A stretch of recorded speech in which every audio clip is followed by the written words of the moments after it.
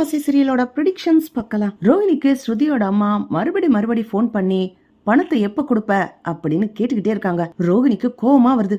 இந்த மனோஜ் 2 லட்சம் ரூபாய் குடுறான்னா கொடுக்க மாட்டேங்கிறான், இப்ப என்ன பண்றதுனே தெரியலையே அப்படின்னு தவிச்சு போயிருக்கும் போது மீனா அந்த பிரச்சனைக்கு ஒரு தீர்வு மாதிரி ஒரு பெரிய ஆர்டரை ஷோரூம்காக வாங்கிட்டு வந்து குடுக்கறாங்க. ரோஹிணி இதுதான் நல்ல சந்தர்ப்பம், இந்த ஆர்டரை நான் தான் பிடிச்சேன்னு சொல்லி மனோஜ் கிட்ட இருந்து எப்படி கிட்டத்தட்ட 5 லட்சத்தை வாங்கிடலாம், 5 லட்சம் ரூபாய் கொடுத்தா இந்த ஆர்டர் கிடைக்கும்னு சொல்லி மீனா தான் எனக்கு ப்ராமிஸ் பண்ணிருக்காங்களே, நான் சொன்னேன்னு சொல்லாதீங்க, மனோஜ் இந்த ஆர்டரை எடுத்துக்கிற மாட்டாரு, இது ஒரு நல்ல ஆர்டர் தான் உங்க ஷோரூம்காக அப்படின்னு தானே சொல்லிருக்கா. இதை வேற யாருக்கும் தெரியாது. கண்டிப்பா நான் மீனா முன்னாடியே இந்த ஆர்டரை நான் தான் பிடிச்சேன்னு சொன்னா கூட வாயை திறந்து சொல்ல மாட்டான். சரி, இதைய பயன்படுத்திக்கலாம் அப்படின்னு சொல்லி ரோஹிணி எல்லார்கிட்டையும் இந்த மாதிரி ஒரு ஆர்டர் எடுத்திருக்கேன், அந்த ஆர்டருக்கு முன்பணமா ஒரு 5 லட்சம் ரூபாய் கட்ட வேண்டியது இருக்கு, அதை மட்டும் ஏற்பாடு பண்ணி கட்டிட்டா இந்த ஆர்டர் நம்மளுக்கே கிடைக்கும் அங்கிள் அப்படின்னு ரோஹிணி சொல்றாங்க. என்ன இது பாரு, மீனா ஆர்டரை ஃப்ரீயா தான் பிடிச்சு கொடுத்தாங்க, இவங்க என்னன்னா 5 லட்சம் ரூபாய் கொடுக்கணும்னு போய் சொல்றாங்களே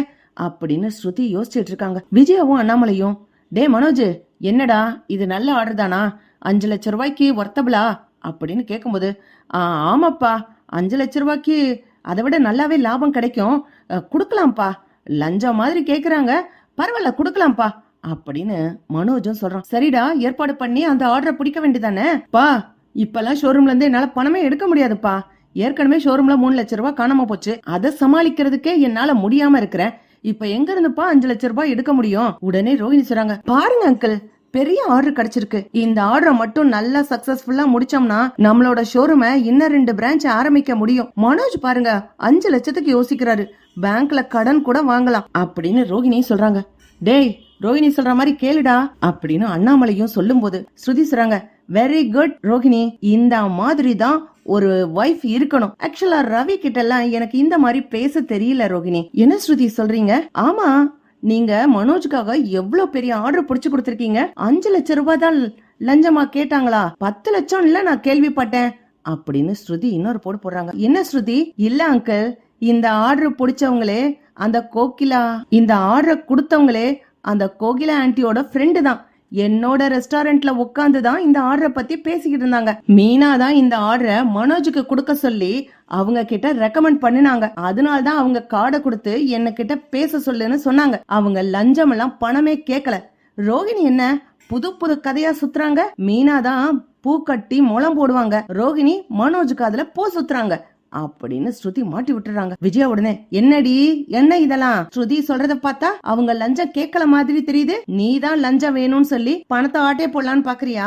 விஜயா கோவத்துல திட்டுறாங்க. ரோஹிணி உடனே, ஐயோ இந்த ஸ்ருதிக்கும் இந்த விஷயம் தெரியும்னு எனக்கு தெரியாம போச்சே, இல்லனா நான் தனியா வச்சும் பேசிருப்பேன், பெரிய அசிங்கமா போச்சு. அந்த பக்கம் இவங்க அம்மா என்ன டார்ச்சர் பண்றா, இந்த பக்கம் இவ என்ன டார்ச்சர் பண்றா, முதல்ல இவ்வளவு சரி கட்டணுமே அப்படின்னு ரோஹிணி கோவப்படுறாங்க. என்ன ரோஹிணி, உண்மை எனக்கு தெரியாதுன்னு நீங்க நினைச்சு பொய்யா அளந்து விட்டீங்க, அந்த மேடம்க்கு போன் பண்ணி வேணா கேளுங்க, ஆன்ட்டி உங்களோட ஃப்ரெண்டு கோகிலா இருக்காங்கல்ல, அவங்க ஃப்ரெண்டு தான் இந்த ஆர்டரே கொடுத்தது, ரோஹிணி ஒன்னும் இந்த ஆர்டரை தேடி பிடிக்கல, அவங்க லஞ்சமும் கேட்கல, மீனா நினைச்சிருந்தா வேற ஒரு ஹோம் அப்ளையன்சஸ்க்கு கூட இந்த ஆர்டரை கொடுத்து கமிஷன் வாங்கியிருக்க முடியும், ஏன் மனோஜ் கிட்டே கொடுத்து கமிஷன் வாங்கியிருக்க முடியும், ஆனா மீனா அப்படியெல்லாம் யோசிக்கல, மீனா நல்லவங்க, மீனா என்கிட்ட சொல்லக்கூடாதுன்னு தான் சொன்னாங்க, இருந்தாலும் ரோஹிணி சொல்ற பொய்ய ஏத்துக்கிற முடியல, அதனால்தான் மனசு உடைஞ்சு இத சொல்ல ஆரம்பிச்சிட்டேன், சாரி மீனா அப்படின்னு ஸ்ருதி மீனாக்கு சாரி சொல்லிக்கிட்டு இருக்காங்க. ஏய் உன் திருட்டுத்தனத்தை மறுபடியும் வீட்டுக்குள்ளே காமிச்சேன்னு வையு,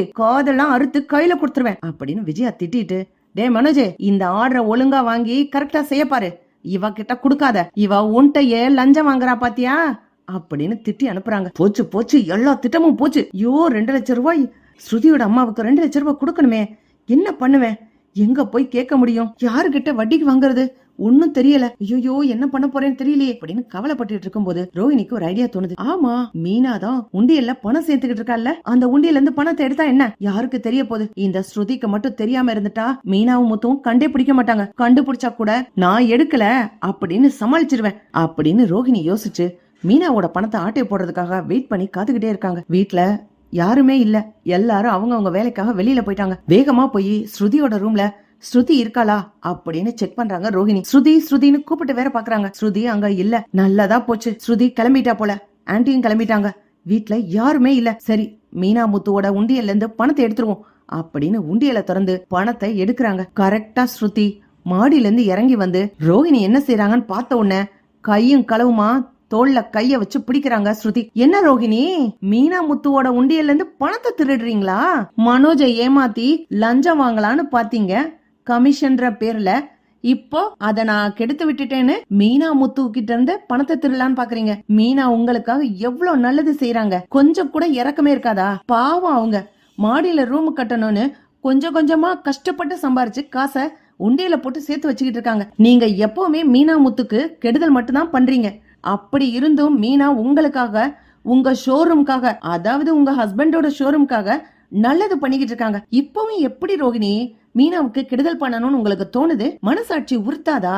உங்களுக்கு எல்லாம் மனசாட்சி இருக்கா அப்படின்னு ஸ்ருதி கேக்குறாங்க. வீட்டுல இருக்க எல்லாருக்கும் போன் பண்ணி வர வச்சு ரோகிணி மீனாவோட உண்டியல்ல இருந்து பணத்தை திருடுறாங்க அப்படின்னு காமிச்சு கொடுத்துறாங்க. முத்து சொல்றாரு, மீனா இதுக்குத்தான் மீனா நல்லவங்களுக்கு மட்டும்தான் உதவி பண்ணணும், கெட்டவங்களுக்கு உதவி பண்ணுனா வேனலுக்கு இறைத்த நீர் மாதிரி வீணா போயிடும். மனோஜும் சரி பார்லரமாவும் சரி நம்மளுக்கு கஷ்டம் கொடுக்கணும்னு தான் நினைச்சுக்கிட்டு இருக்காங்க. இவங்களுக்கு போய் நல்லது செஞ்சியே, ஒரு நிமிஷம் கூட ஆகல நீ நல்லது செஞ்சு உனக்கு அவங்க கெடுதல் பண்ண வந்துட்டாங்க பாத்தியா? கஷ்டப்பட்டு சம்பாரிச்சு உண்டியல்ல பணம் போட்டு வச்சிருக்கிற, அத திருடிக்கிட்டு உன்னை அழுக வைக்கணும்னு யோசிக்கிறாங்க. எப்படிப்பட்ட பார்லரமா நீங்க? ச்சே, நீங்களா ஒரு மனுஷியா அப்படின்னு முத்து திட்டாரு. அண்ணாமலையும், ரோஹிணி உன்கிட்ட இருந்து நான் இதை எதிர்பார்க்கல. நேத்து கூட நீ கமிஷன் வாங்குற மனோஜ் கிட்ட இருந்துன்னு ஸ்ருதி சொல்லும் போது சரி உன் புத்தி அவ்வளவுதான், பரவாயில்ல விடு அப்படின்னு விட்டுட்டேன். உனக்கு எவ்வளவுதான் கஷ்டம் இருக்கட்டும், அதுக்காக அடுத்தவங்க பணத்தை திருடுவியா? அதுவும் ஒரே குடும்பத்துக்குள்ள ஒரே வீட்டுக்குள்ள இருந்துகிட்டு நீ பணத்தை திருடிட்டா மீனா முத்து கண்டுபிடிக்காம விட்டுருவாங்கன்னு நினைச்சிட்டியா? என்ன ரோஹிணி இப்படி எல்லாம் பண்ணிக்கிட்டு இருக்க? இன்னைக்கு நடந்த நிகழ்வை நினைச்சு பார்க்கும்போது அவ்வளவு அருவருப்பா இருக்கு. அப்படின்னா வீட்டுல நடக்கிற எல்லா பிரச்சனைக்கும் நீதான் காரணமா இருக்கியா அப்படின்னு அண்ணாமலையே கேக்குறாரு. இப்படிதான் போலாம் ஃப்ரெண்ட்ஸ். பக்கம் லைக் பண்ணுங்க, ஷேர் பண்ணுங்க, கமெண்ட் பண்ணுங்க. Thank you friends.